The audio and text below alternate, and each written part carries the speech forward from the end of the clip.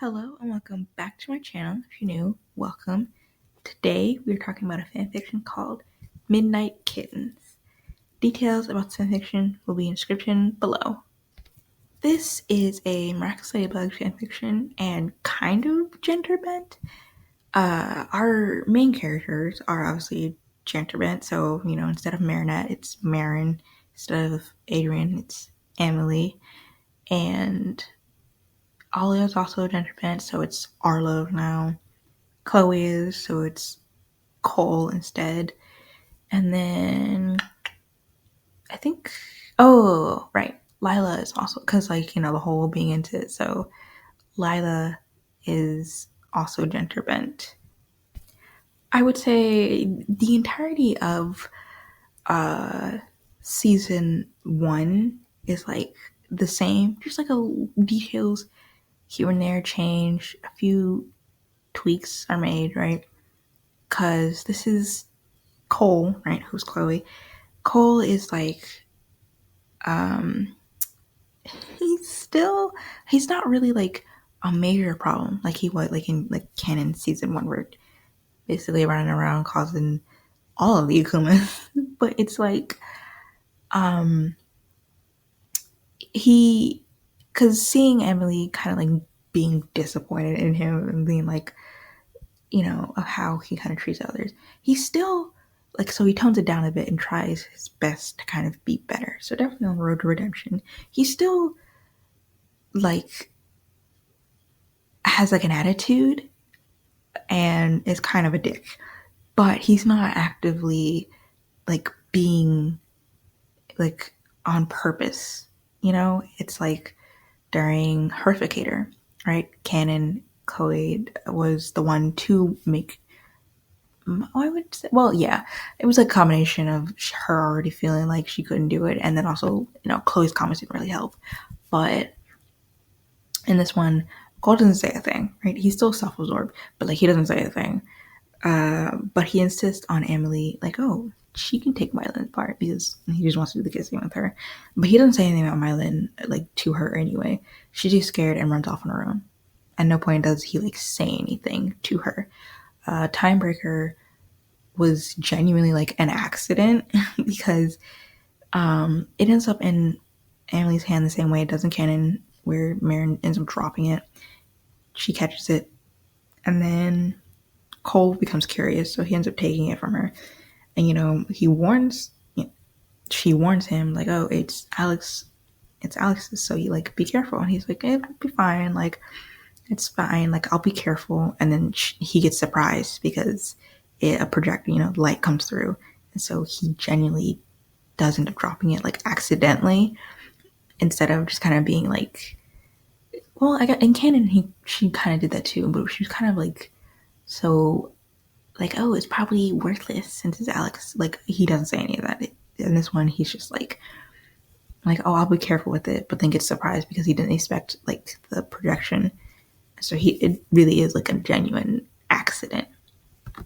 And it's small things like that where it's which I really do like, how they do take time for Cole to have a redemption, and it's not just this instant kind of tenuous thing where it's where he's I don't want to say overly nice, but some fanfictions they do have Chloe out here being overly nice.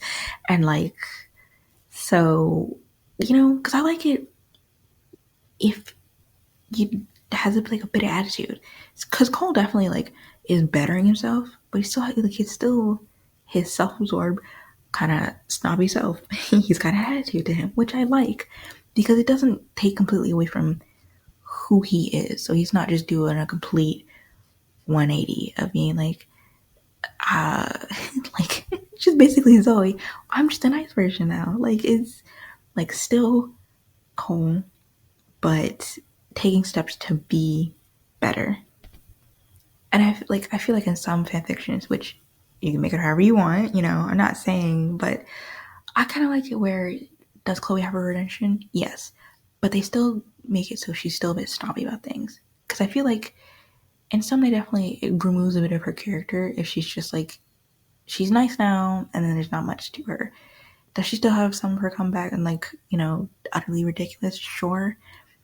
But I feel like, is it really Chloe if she's not so kind of bratty and snobby about some things? She's just not like going around purposely ruining people's day, So I feel like she could still be snobby while still having like her kind of redemption arc. Evil Illustrator is one of the episodes or chapters where obviously Nathaniel isn't writing about Marin, he's writing about Amelie this time. And Marin, seeing that like Cole doesn't do anything, bettering himself, completely ignores it, doesn't even care. And Marin seeing he dropped his notebook, but then he sees like, oh, you're into Aunt, and like loudly says it. So it's Marin who ends up causing his accusation. And it's like a slow descent for Marin. I feel like it kind of escalates.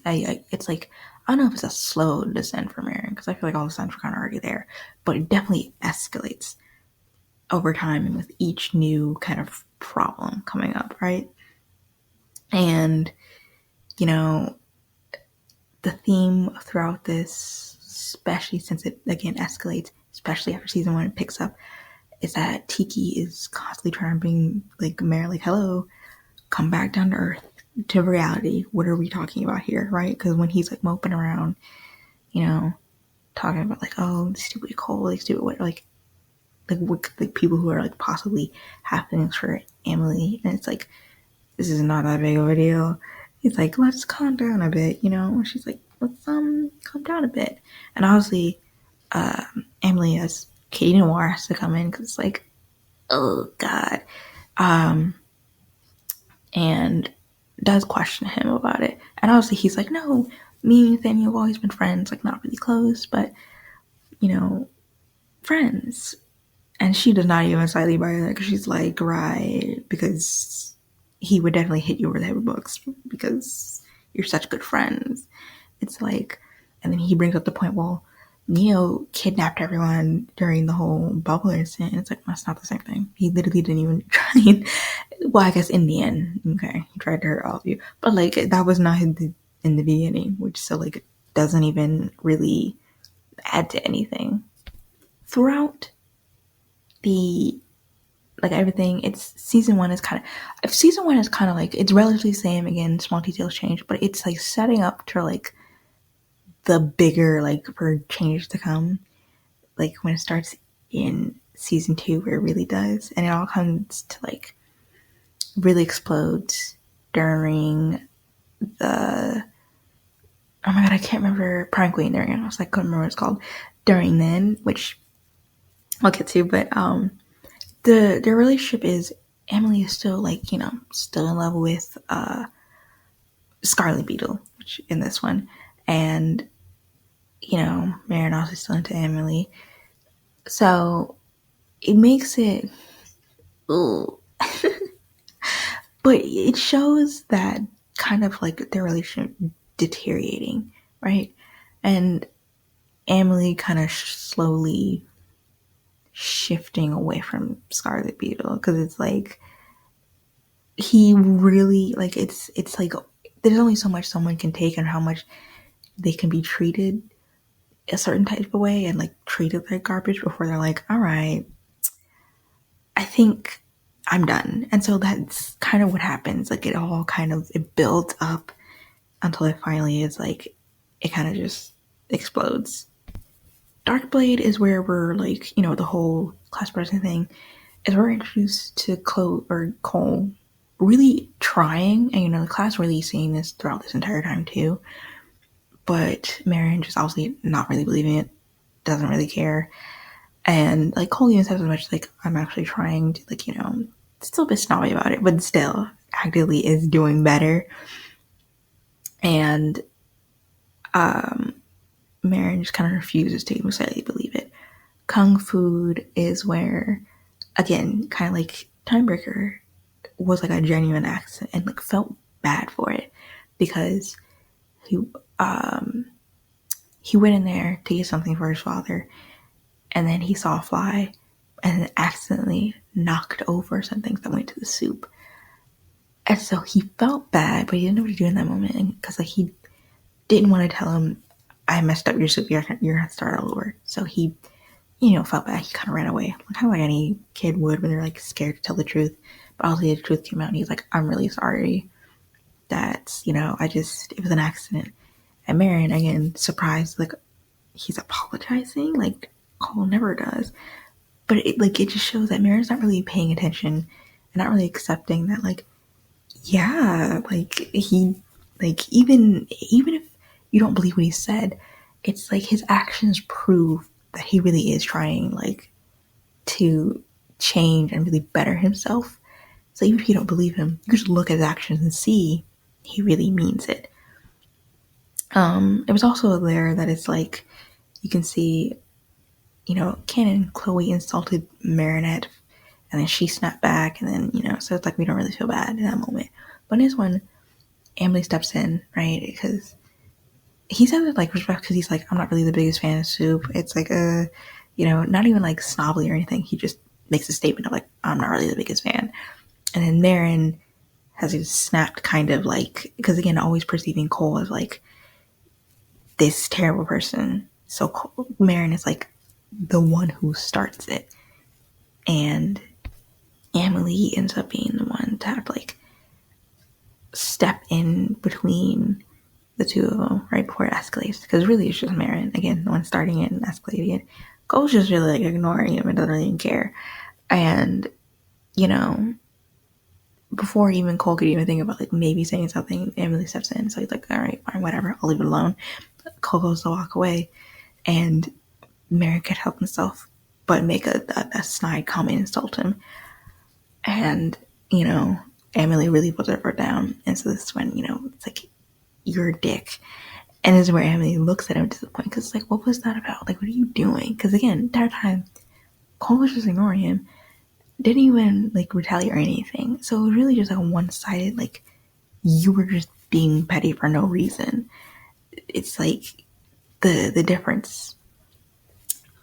Dark Cupid is where we're finally, because this is supposed to be between our end goal couple. It's Luca and Amelie. So obviously we got to be introduced to him at some point. And I thought he'd be introduced later because it's like, he doesn't come in until like later season. But no, I like how we're setting it up. He's not introduced until, he's not completely introduced until like the end of season 1. So like Volpina and Collector. But we get to see him, like his first look during Dark Cupid, because on Arlo's blog, because it's Valentine's Day, whole section dedicated to videos, people submitting videos to the heroes, so they can see it, of how much they appreciate the heroes and how much they care for them, everything they've done for them, right, as a thank you. And so she's, by the end of it, she's just kind of like scrolling through it, and then she comes across Luca, because he's like, oh, I heard what you did for my sister, and you fighting along Scarlet, like, that's pretty good. And so he's making a song. Amelie is hooked, entranced, cannot look away. And she's not even paying attention to anything else around her. Scarlet Beetle is like, yeah, love of Luca, that's her love. But looking at Luca, that's like, okay.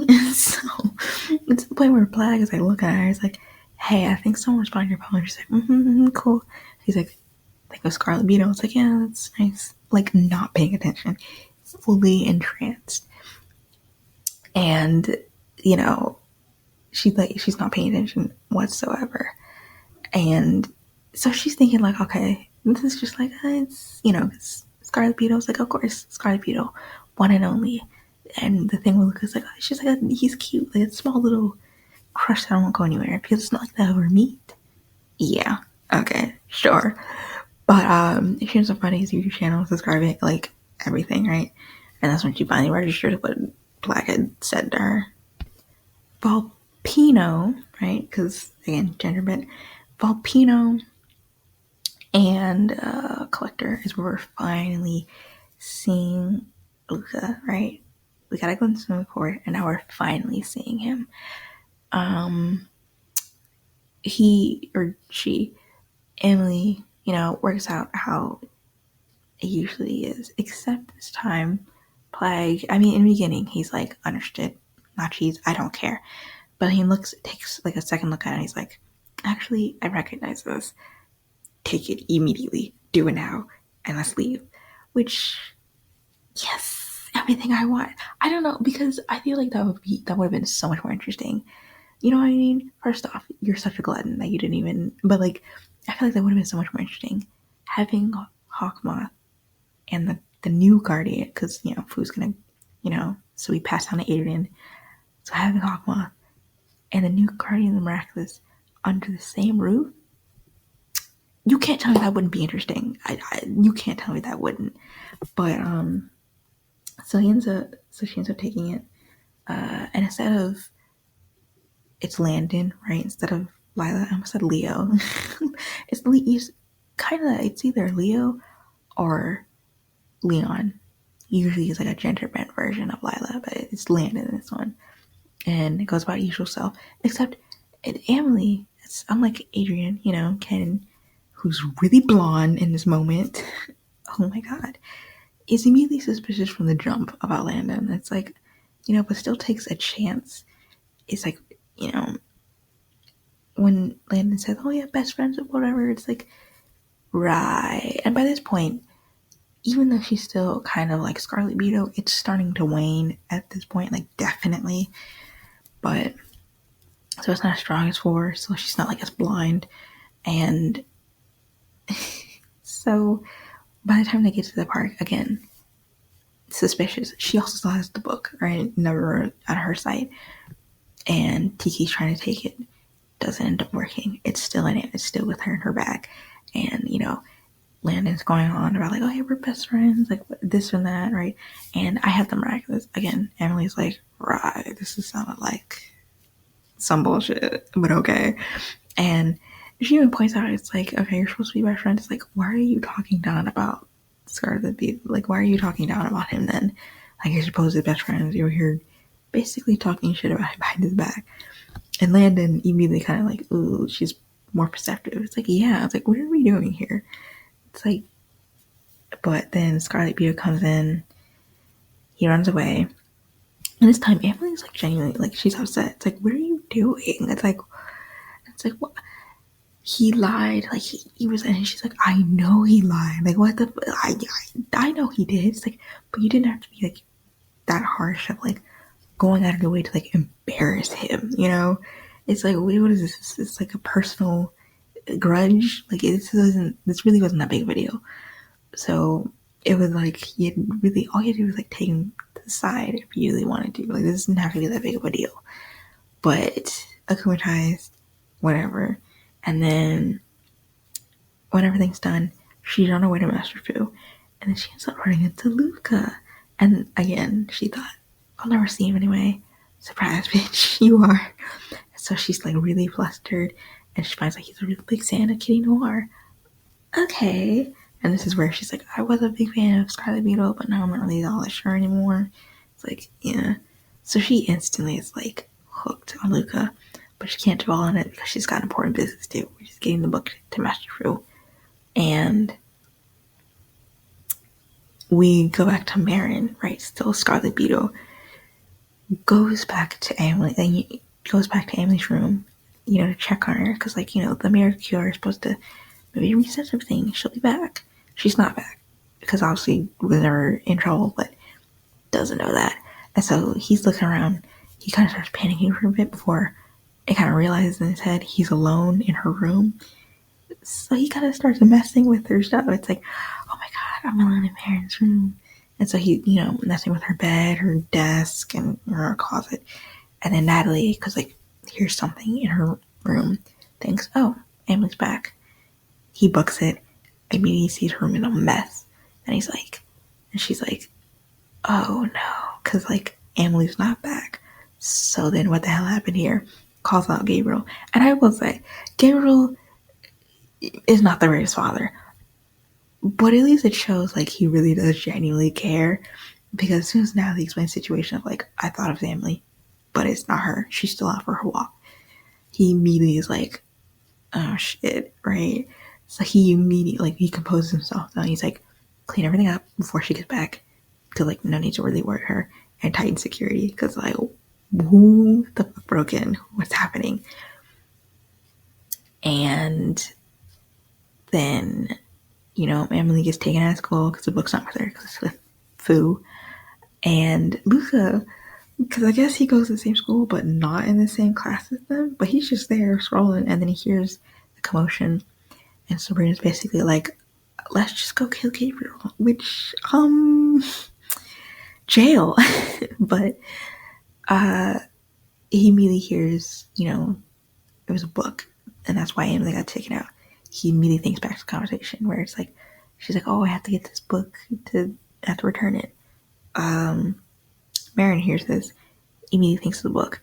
And at first he's thinking Tiki took it. It's like, I didn't get the chance to do that. It's like, okay. And they already established, like, okay, the book is very important. And so maybe Emily has an explanation for her actions, right? And immediately rushes to transform and immediately calls a Kitty Noir. Not that she's gonna answer, but immediately calls her. I was like, Emily's in trouble. You need to get over here immediately. Which I feel like further proves like Marin is like blurring the lines between like civilian and like hero work, right? Because is the book important to, like, you know, you really need it? Just like has something to do with the Miraculous, yes.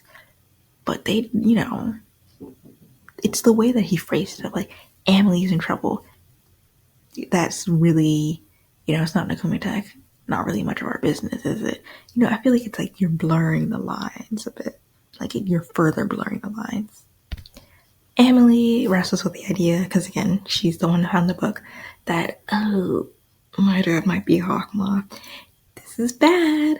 And in the end, everything's kind of resolved, and obviously she still has the hope of like, well, he's a Kumitai, so he can't be it, right? But like the doubt is like, it's there, right? The seed's been planted. She now has doubts of like, but what if, you know? Because like, it does make sense that he would be, you know? And I feel like it would reaffirm it of like, the whole wish thing, obviously not revealed yet, but later it's like, I feel like that reaffirming of like, now he's even more suspicious, or like, you know, because it's like he'd have a reason to.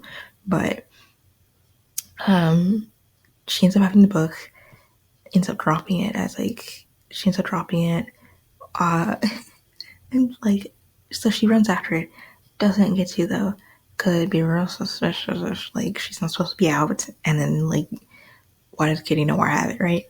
And Luca, of all people, ends up having it. He ends up taking it, and so she's panicking. He's like, no, okay, it's fine, you can do this. Just take it from your crush. It'll be fine. Girl, no, it's not.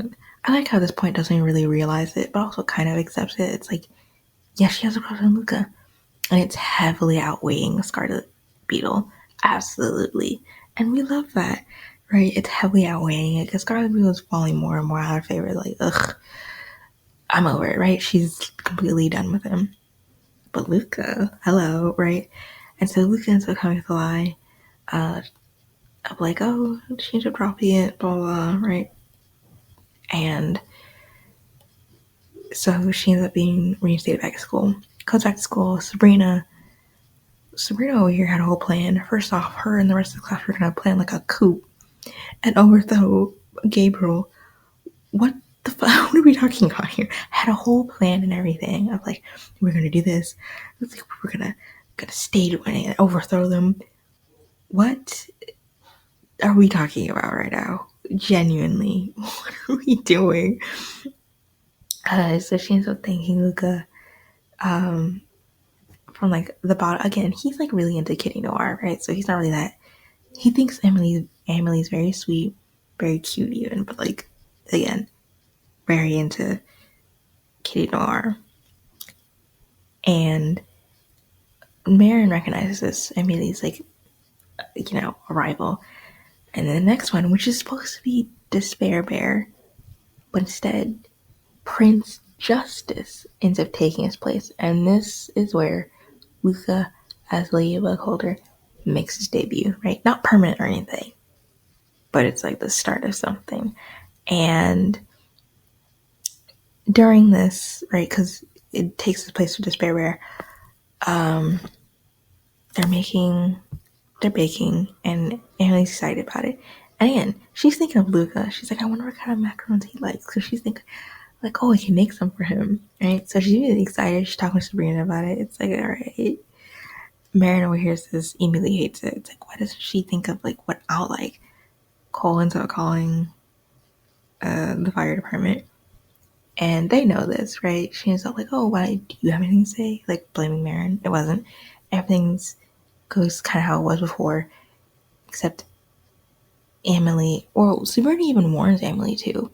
Right? It's like, because they're like, I'm pretty sure Cole did it because of what Marin said, right? Because he was talking shit about Luca, and Emily's like, well, Marin wouldn't do that, and Sabrina warns her. It's like, don't be fooled by like the facade he has. Like, he's not that great. He's a jerk, and it's like, and so they end up going to Cole, and Cole like confirms like, yeah, I did do it because of that. He was talking shit about your music, man.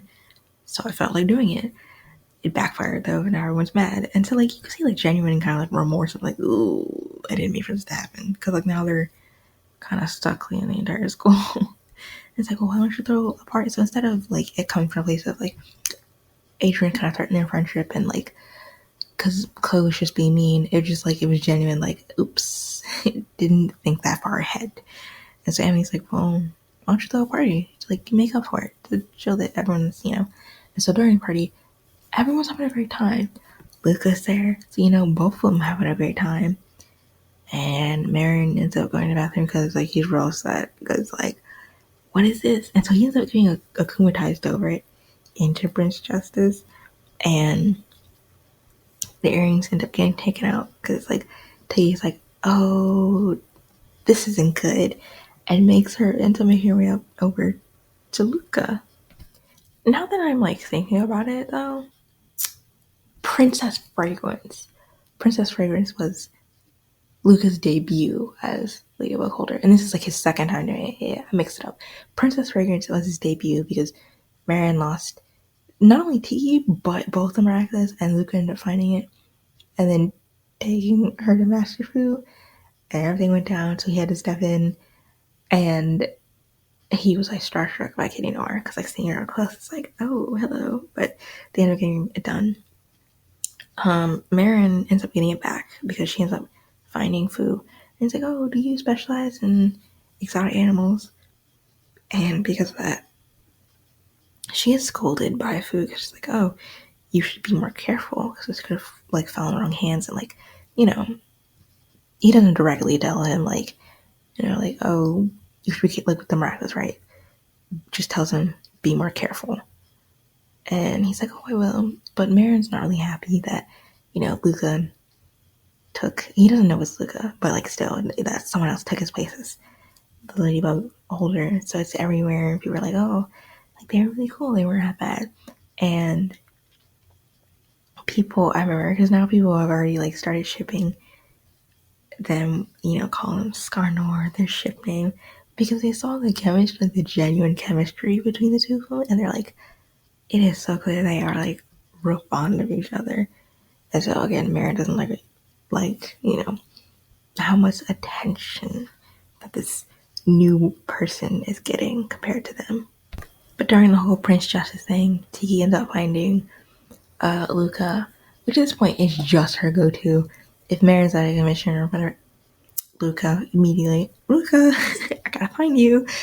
And by the end, when everything's resolved, she's back with Marin. And at this point, you can kind of see Tiki's like, you've become unstable a bit.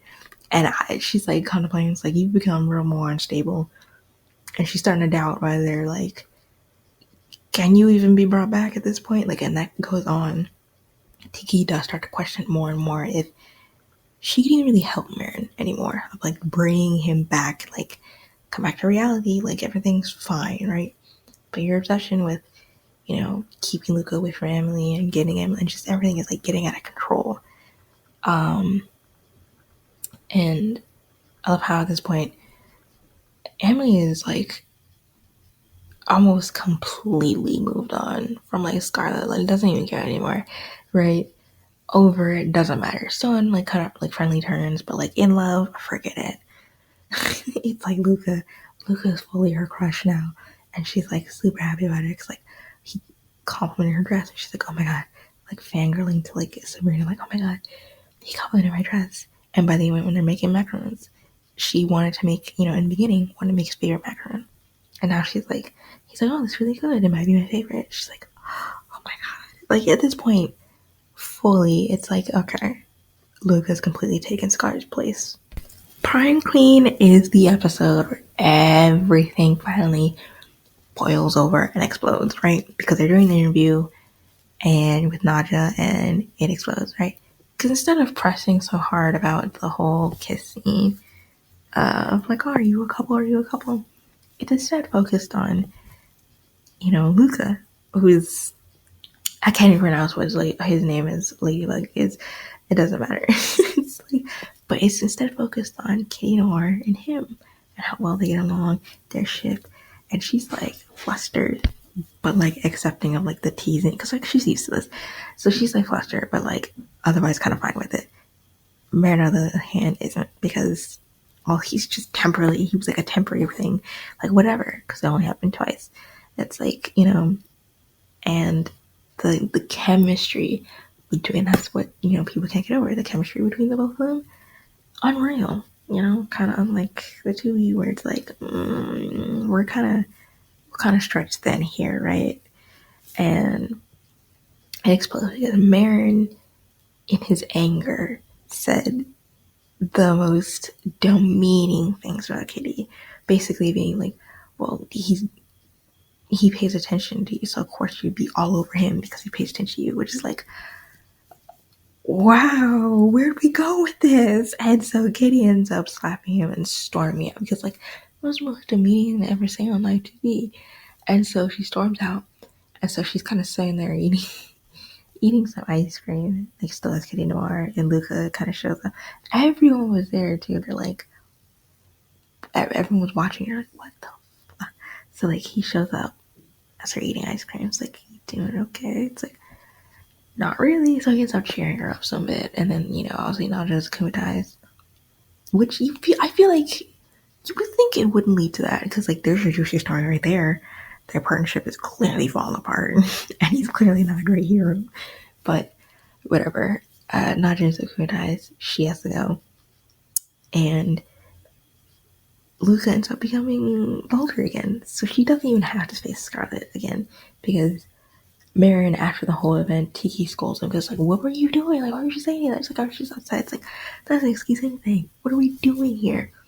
And basically, Marin ends up like rage quitting and throwing the earrings away, which like fantastic. And so it's fighting Luke again, and at this point, Luke is pissed because like, what is like again? Doesn't know it's Marin, but still, he's like questioning Scarlet, right? Because he's like, if this continues happening, it's like clearly it's like it's not great. Like he's not a great holder, right? And Tiki's kind of stuck in the middle because at this point, as the things kind of escalate, it's like, yeah, it's not looking good for him. But so great for Kitty Noir, doesn't have to face Scarlet, and she's mentally happy because she's like, I didn't know how to face him. And so the next time they do end up facing each other is immediately afterward, which is Befana. And by this point, even as Marin, his reputation, like the others are like, they still attend his birthday party and they celebrate, but they're not like overly enthusiastic about it. They're like, you know, because everything that's happened with how Marin acts, right? And because I start taking notice of it, they're not like dumb, but this is where Kitty and Scarlet finally pick each other, and Scarlet's like, look, okay, I'm sorry about it, like, but for sake of our partnership, you know, to get over it and blah blah. So she's like, it's never gonna like, you know. So it's very clear at this point they have like a partnership and nothing else. Friendship down the drain. It's gone. It's not even coming back, right? And there's no way you could come back from that. And so from this point onwards, we start to see more of Luca as Ladybug, you know, more because Marin ends up losing it or just kind of rage quits. Something happens, and like, so it just ends up going to Luca, right? Like during, what was that episode called? Frightengale? With the whole music video thing with Kitty Noir and Luca's Ladybug. So they don't even do Scarlet Bug and that, or Scarlet Beetle, which is like to Marin like the greatest sin, which, because of how he acted. And during the whole Fill My Shoes episode, what was it? Troublemaker. Amelie's actually horrified, and so is everyone watching because they're like, holy shit. Amelie's horrified. And not only that, because, it's basically a shrine dedicated to her, but also because of Luca. Pictures are crossed out, like words are said about him, and it's like, oh my god, what is happening? And Amelie's like horrified. She's admitted herself. Penny even recognized this. Like, yeah, take a minute to yourself. You'll be okay, right? So she's freaking out, but she ends up feeling bad because she left Penny alone. But Plag, because it's like, Marin, this whole thing is kind of like Jesus, right? No one we know all this. And it really messes with her because you can even ask Kitty Noir, seeing it, all the pictures everywhere. Like during Puppeteer, she got a glimpse of it, but now seeing it fully and pictures everywhere, even under the cushion bed, it's like, oh my god, like she explodes. She's like, I don't even want to be here in this nut house for a minute longer. She cannot do it, right? And even then, during, before any of this, her friends were texting her, it's like, are you okay? Do you want to leave? Like, just say the word, like, what are we, like, are you okay? Like, everyone is saying that, right? And Luca is pissed off because, like, it's very clear Marin looks at her like an object, and that's demeaning her. Like, what are we doing? And so when Marin goes to school, unlike in Canon where no one really cares, everyone's looking at Marin. It's like, it's this dude who basically has a shrine. Because it's weird. It's not the guy who has like a shrine dedicated to her. And people start remembering past fans like, oh, don't you remember, like, because again, that was also on camera for everyone to see the whole Frangale thing. It's like, oh yeah, and so people, and rumors are going around like, oh yeah, I heard he also got one of his friends comatized, which did happen. It did happen. So we were like, what is happening? Like, people start looking at Marin now, really pay attention to him, like, oh, he's bad news. And Marin ends up overhearing Nino, Sabrina, Cole talking to Amelie of like, you need to get restraining order ASAP because what is happening? And they try to convince her, but she's like, okay, I will, but only if his attitude doesn't change, because it does freak her out, but only if his attitude doesn't change, because she doesn't, wanna, she feels like that's still too far, even though it really isn't. So Marin then from that on decides to keep a low profile. Yeah, it's gonna last long. Luca ends up immediately after school. Luca's like, you it's like he ends up having some choice words for him, but he ends up confronting him about like your obsession. Like, you need to give up your obsession with her. Like, she doesn't like you, get over it. It's like, you don't, it's like, oh, because you're so much better. It's like, you don't know everything about her, and just like it proves Luca's point of like, you keeping tabs on something, that's not love. You're stalking her. Like, and that's not love, keeping tabs on her. After that, during the photo, like, Amelie has a photo shoot, even people outside of the class, because it was seen by everyone, it was live, people continue to have sympathy for her, like, are you okay? And she's like, but Luca shows up, and it's like, hey, like, you okay? And she's equally worried for Luca, because it's like, you basically had like a hate shrine dedicated to you. She's like, I'm more worried for you. And it's like, so they both worry for each other. So they both kind of comfort. Well, he doesn't really need comforting. He doesn't really care. But, they're both kind of there for each other, spend time together during her photo shoot. The whole style queen and Chloe being queerized doesn't happen. Oh, but maybe even better, right? So, I mean, style queen does happen, right? But not in a way. Luca pushes Amelie out of the way, so he's out of commission. Can't you leave a Miraculous? Marin is, instead of Cole, it's a Marin that ends up kind of being kind of like a captive to Audrey, and because she doesn't like his fanny pack, immediately throws it away, right? And Tiki's inside of there. So out of commission too. And then there's so Kitty's pretty much our own. Gus gets Miraculous. It's the Be Miraculous. Gives it to Cole. Here we are, right? And Cole keeps him the entire time. And when everything is over and said and done, Marin, because they're alone for a few seconds, right, during the elevator, Marin recognizes Cole, right? Because Marin won't shut up, and he can't help himself be like, oh my god, shut up. He's like, shut up. And like his mannerisms kind of seeped it over. He's like, utterly ridiculous. Only knows one person says that, which is Cole. And at first he doubts it. He's like, there's no way it's like it'd be Cole, like Cole people, even though again, he's changed. It's just that Marin refuses to acknowledge it. And so he keeps the Miraculous because Amelie doesn't have time to get the Miraculous back, but it's with Cole, safekeeping. It's fine. And Marin ends up getting under skin because like the next day, the next time, Marin ends up getting under skin the next day, right? Because everyone's talking about the new B hero. Everything's great. And Marin's like, no, he was just tripping over himself. He was this, like that, like, right? So clearly undermining his work. And so him as King Bee transforms and he gets acclimatized. Very unfortunate. But the first person to really ever fight back because they go to him and it's like, so he fights back against acclimatization. And so he de-acclimatizes himself. And it's great. And then Marin, like, as Scarlet Beetle ends up taking Miraculous back, it's like, you're like irresponsible, blah blah. It's like, this is the dumbest. So Amelie has to now get it back from Scarlet, but like can't right now because I have to go back to the whole fashion show thing. Gotta do it later. And so instead of in Canon, where Chloe, it's like reversed a bit, where Chloe, like we're doing this backwards, where Chloe reveals like she has to be Miraculous, and for everyone, it's Marin. Because he's upset because Audrey very clearly thinks, this is the first time that she's even paying attention to Cole and likes the hat that she and her friend made. Because during the whole hat competition, Marin made it out of feathers, which is, she's allergic to, and it's also very gross in general anyway. But him and Serena worked hard on their own hat, and that wasn't their choosing. And so Marin isn't happy because, again, still thinking he's not all that impressive.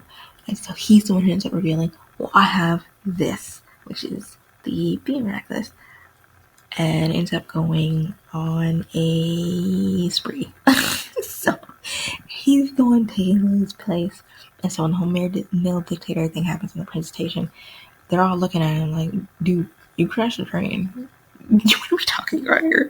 And people look at Scarlet too, like, this is who you chose? Jesus Christ. Okay. Cole's feelings were hurt. Male dictator still ends up happening, but it's fine, right? Because everything's solid and everything comes off in the end. Heroes Day and oh my god, was it Catalyst? Right, that Heroes Day Part 2, whatever. That ends up happening. One thing I actually really do appreciate and I like is that when Landon's going on about it, it's like, oh, yeah, I'm with Prince Ellie, blah, blah. It's actually Rose. And she doesn't call him out or anything because, Rose is too nice for that. But she's like, because she doesn't want to be rude about it. She's like, but he's like in the United States. Like, oh, but I never said that. And she's like, right. And even Drew was like, girl, that's not what you said. You fully said he invited you. What are you talking about? So it's immediately like, Rose and Drew are immediately like, right, okay. Marin's gonna do that whole macaroon thing for the entire class, even though all of them are like, this is a last minute thing, you're just telling we're gonna do it. And Marin freaks out so much that like he uses the Miraculous, like, maybe you can help me, and he's like, it won't, don't do this, this is stupid. And it doesn't. And the whole Heroes Day thing happens. Marin's out of commission because he is enraged seeing Luca and Amelie together. Luca almost gets comatized because, again, by this point he knows Kitty Noir is Amelie. Fantastic. So he just hasn't said anything though. But so seeing Amelie coming towards him, he's like, oh, you're alive. Okay. And so, but he ends up being, so he's fighting alongside them because Marin's out of commission. He's Prince Justice again. So they end up fighting. The other times, like during Male Dictator and during Backwater, which comes after this, where Marin is in commission, but they still need help, is like, because like delivering the Miraculous. Luca ends up doing it, but as, a different hero. He just has a snake Miraculous, that's what it was.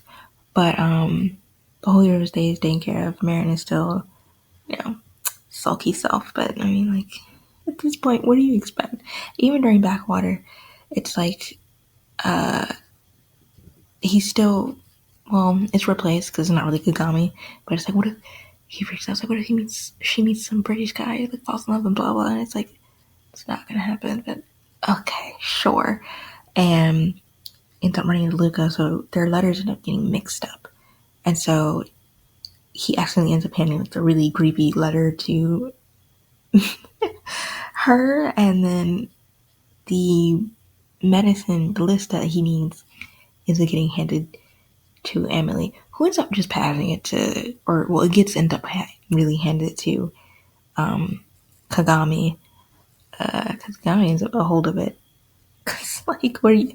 And in the end, too, when Kwami gets back, she ends up even handing, because she really did think he needed the medicine. So like, here you go. And it's like, you needed them, so I mean, here they are. But by the end of the Heroes' Day, where they're all gathered for Marin's little macaron with tasting, which goes wrong because obviously it was a last minute thing, which even calls like our food. It's like we might as well have like a show and good food and not just a show and no good food. But by the end, Emily has to leave. She ends up going to Luca and kisses him. Immediately, not even on the cheek, strictly on this, like, thank you for everything, and then runs off because she's like embarrassed. Even though there's nothing to be embarrassed about, but okay. And then the class is like, it's about time, to be honest with you. Anyway, that's all I have for today. Thank you so much for watching, and until next time, bye!